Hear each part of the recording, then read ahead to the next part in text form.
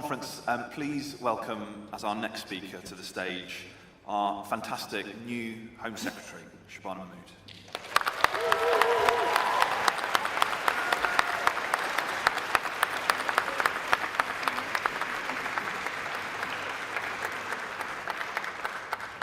Thank you, Conference.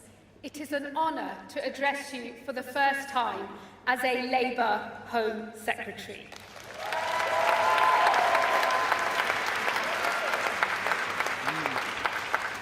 If I am honest, it is an honour I never expected, and it is one that would have been unthinkable to my parents when they first arrived here in the 1970s. But if this is a story of progress, it is a contested one. And I was reminded of that fact just days into this job. On the 13th of September, 150,000 people marched through London. They did so under the banner of a convicted criminal and a former BNP member. While not everyone was violent, some were. 26 police officers were injured as they tried to keep the peace. And while not everyone chanted racist slogans, some did. Clear that in their view of this country, I have no place. It would be easy to dismiss this as nothing but an angry minority, heirs to the skinheads and the packy bashers of old. And make no mistake, some were. But to dismiss what happened that day would be to ignore something bigger, something broader that is happening across this country. The story of who we are is contested. I am a patriot, proudly so. Mine is the patriotism of Orwell, pride in a country that is forever changing, while also ineffably always the same. It is a love of this country as an open, tolerant, generous place. But that broad vision of who we are is increasingly disputed. Patriotism, a force for good, is turning into something smaller, something more like ethno-nationalism, which struggles to accept that someone who looks like me and has a faith like mine can truly be English or British. There are some who we will never be able to persuade. But there are others, a growing number, who are on a path from patriotism towards ethno-nationalism. And this can be stopped. But to do so, we have to understand why so many people feel this country is not working for them. Because the truth is, across this country, people feel like things are spinning out of control. And without control, we simply do not have the conditions in which our country can be open, tolerant, and generous. When people see small boats arriving on our shores, they see a country that has lost control. When they hear of widespread illegal working, undercutting British workers, they feel the system is rigged. And when they see crime unchecked on unsafe streets, they feel fearful. This was the inheritance that the Conservatives left behind for us. And their current irrelevance is the price that they have paid. So it now falls to us to rise to this challenge. If we do not, our vision of an open, tolerant, and generous country will wither. And where we fail, others will succeed. Working class communities will turn away from us, the party that for over 100 years has been their party, and seek solace in the false promises of Farage. They will turn towards something smaller, something narrower, something less welcoming, and the division within this country will grow. So the challenge we now face is this. not just to win the next election, but to keep the country together and to fight for our belief in a greater Britain, not a littler England.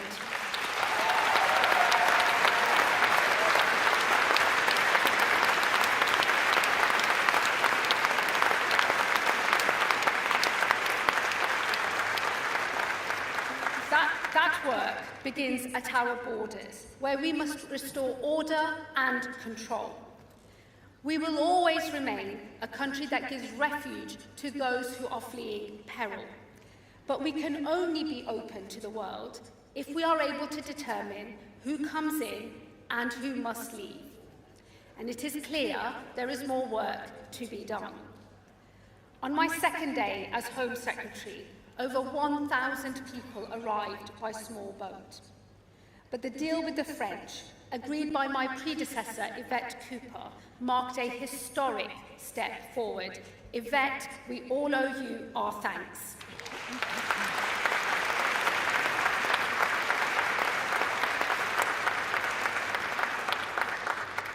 The first returns, small in number though growing, send a message. To those profiting from the trade in human beings, we will break your business model and we will ensure that your crimes do not pay. And to those considering a perilous small boat journey, the risk is not worth it, and your only route into this country should be a safe and legal one. The British public will accept those fleeing peril, but they will not do so if there is chaos at our border. Today, the boats continue to arrive, and so I will do whatever it takes to secure our borders. Cracking down on the criminal gangs behind the trade, discouraging those who are considering a small boat crossing, sending those home who have no right to be here, and ending the use of hotels, that totem of the Tory legacy that has done so much to divide our communities. In solving this crisis, you may not always like what I do. We will have to question some of the assumptions and legal constraints that have lasted for a generation and more. But unless we have control of our borders, and until we can decide who comes in and who must leave, we will never be the open, tolerant, and generous country that I know we all believe in.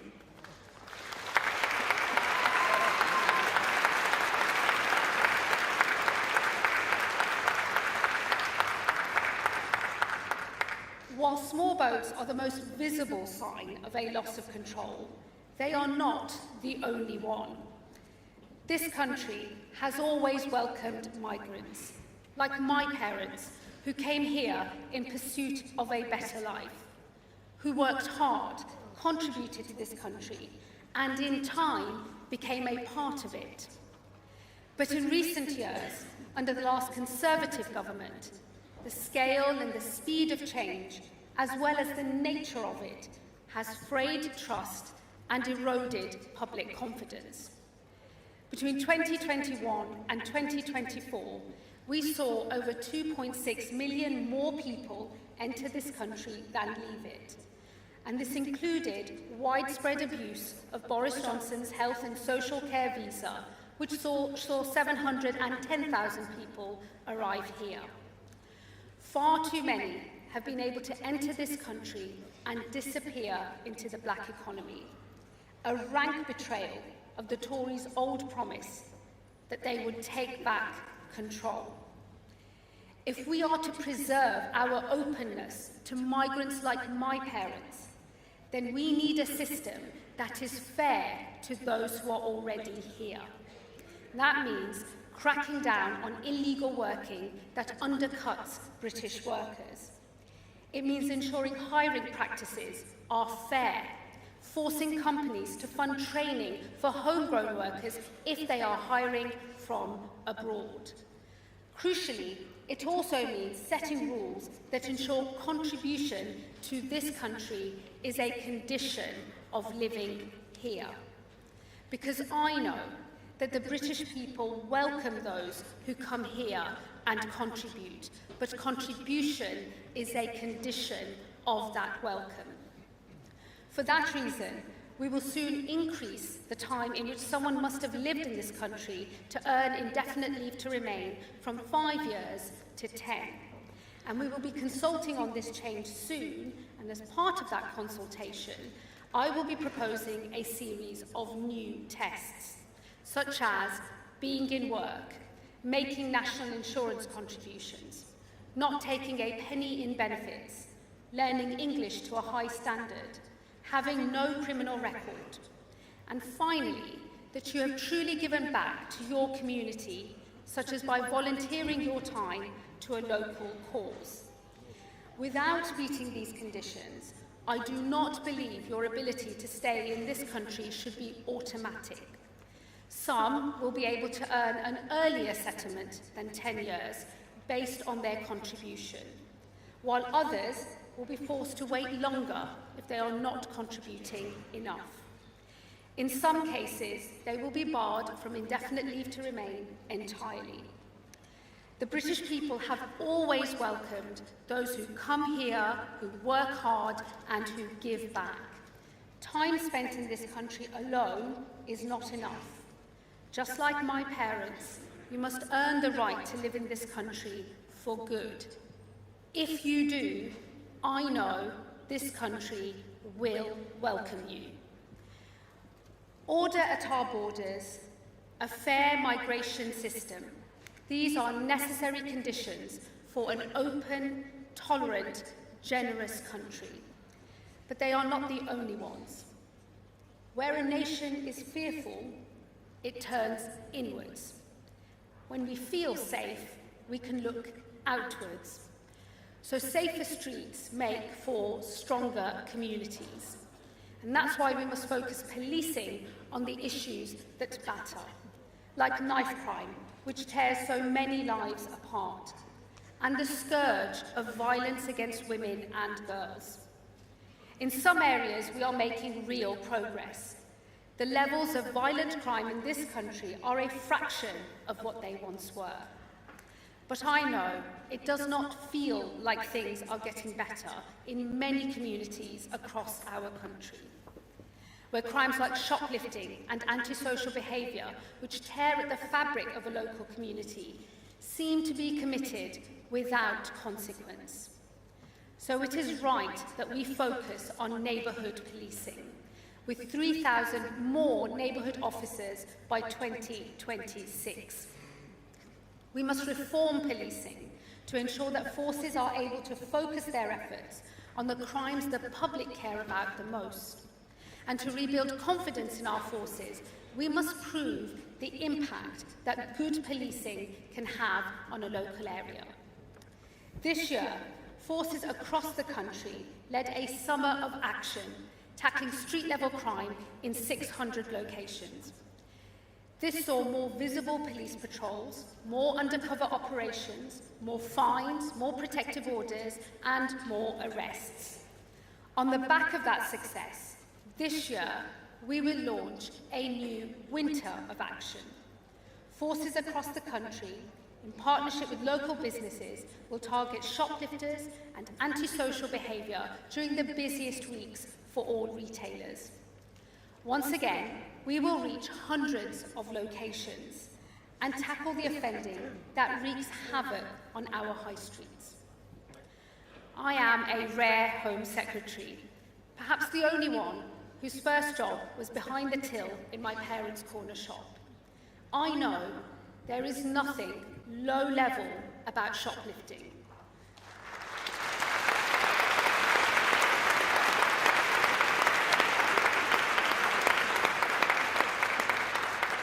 I know what it feels like to keep a cricket bat behind the counter just in case. And so I know, better than most, that when we get tough and tackle crime like this, we bring communities together. Safety is a precondition of the open, tolerant, generous country that we want to be. While that starts at our streets, It extends to the nation itself. Far from the public eye, threats against our country are constant from those who scorn our values and who seek to divide us. I will, as a Labour Home Secretary, always put the security of this nation above all else. And I pay tribute to those whose work keeps us safe.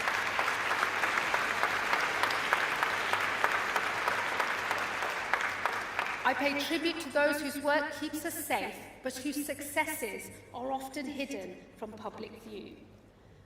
I know what it feels like to be a Muslim in this country in the wake of the devastating terror attacks of 9/11 and 7/7. I know that we are a stronger and more united country when we tackle those who seek to destroy our way of life, no matter who they may be. Conference, I know we share a vision. It is of an open, tolerant, generous country. It is a patriotism that speaks but does not feel the need to shout. It is one that embraces those who trace their roots back in this country over 1,000 years, and also those who look like me. It is a patriotism that accepts that some things in this country will change, but that there is something essential that will always endure. I believe we are in a moment where a patriotism like this is at risk, turning instead towards a smaller, more divisive ethno-nationalism. Our challenge now is to fight for our vision of this country, and in doing so, to hold it together. That is what I will do as Home Secretary. With order at our borders, fair migration, safe streets, and a secure nation.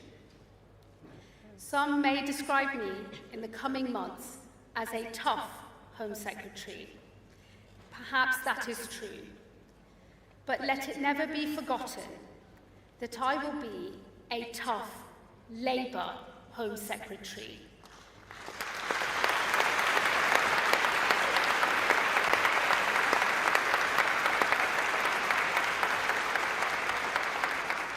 Fighting alongside you all for a vision of this country that is distinctly our own. Thank you, Conference.